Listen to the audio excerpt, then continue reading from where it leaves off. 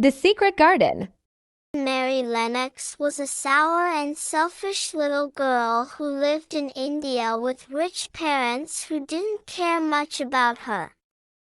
She was raised by servants, and no one taught her to be kind or loving. After a terrible disease spread in the house, her parents died, and Mary was left alone. Mary was sent to live with her uncle, Mr. Archibald Craven, in a big, old house called Misselthwaite Manor, in the English countryside. The house was gloomy, full of closed doors and strange noises. Her uncle was rarely at home, and Mary didn't like the cold or the quiet. She felt even more angry and alone. At Misselthwaite Manor, Mary had to learn to dress herself, speak politely, and walk outside every day. A kind maid named Martha told her stories about the moor and her brother, Dickon, who loved animals and plants. One day, Mary heard about a secret garden. 10 years ago, Mrs. Craven, her uncle's wife, had died in the garden. Mr. Craven locked the door and buried the key. No one had entered since. Mary became curious. She wanted to find the garden and see what was behind its walls. As Mary spent more time outdoors, she became stronger and healthier. She played in the fresh air, walked through the gardens, and started to feel more alive. One day, she followed a robin who led her to a hidden spot in the garden wall.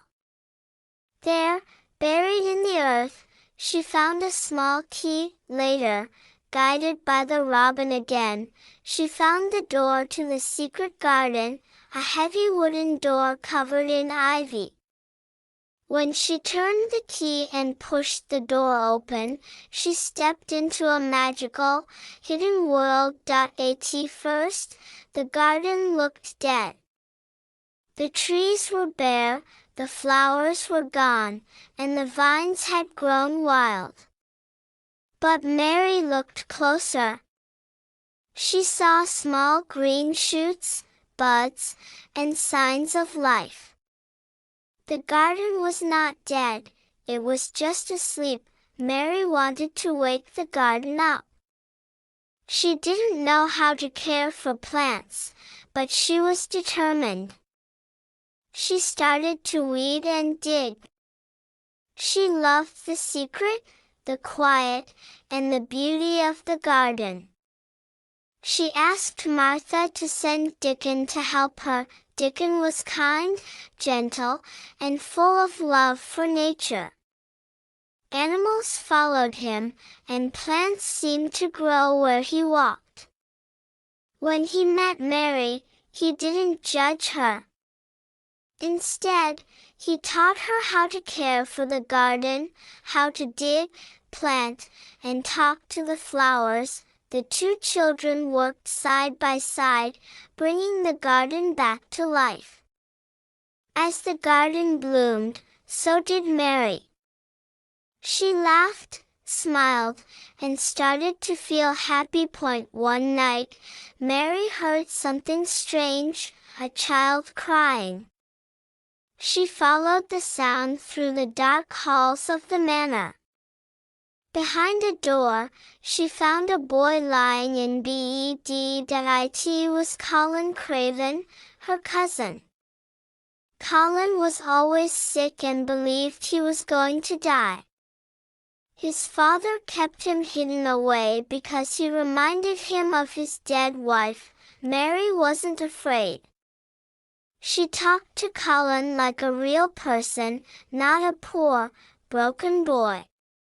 She made him curious about the garden. Colin had never seen it.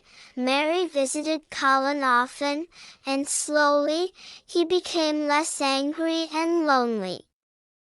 With Dickon's help, they took Colin in a wheelchair to the hidden door. When he entered the garden, he was amazed. It felt like a magical place full of life and peace. Each day, Colin spent time in the garden. As he laughed and breathed in the fresh air, something incredible happened. He began to feel stronger. The garden helped Colin grow. Day by day, his legs became stronger. He practiced walking, first with help, then by himself. He believed in the magic of the garden, and he believed in himself. One day, he stood up without help. Then, he walked. It was a miracle. Mary, Dickon, and Colin kept the garden a secret. They laughed, played, and cared for the flowers and trees together. Their hearts were full of joy. Far away, Mr. Craven felt sad and tired for years. One night, he had a dream of his wife calling him to return to the garden. He came home, not knowing what to expect. When he reached the garden wall, he opened the door, and there stood Colin, walking and smiling. Mr. Craven was shocked and overjoyed. He hugged his son and thanked Mary and Dickon.